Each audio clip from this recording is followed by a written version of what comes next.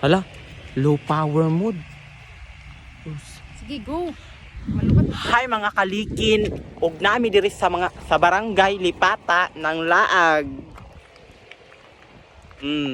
Hi guys. So hot. Very hot there guys. Kaping inita pero go lang bisag init, di ba? Para ninyo guys. Oh. Money there guys ang floating cottage tag 200 per hour. Tara. Nara.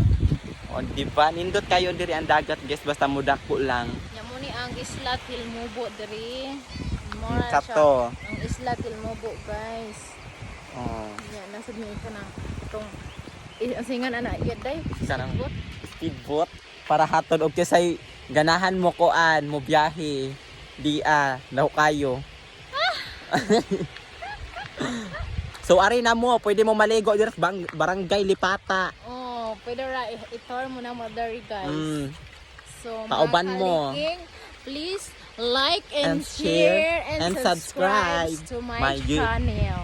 Di ba? YouTube channel. Oh my God. Di pa kitag dagat ta. Yung dagat. Oh, see?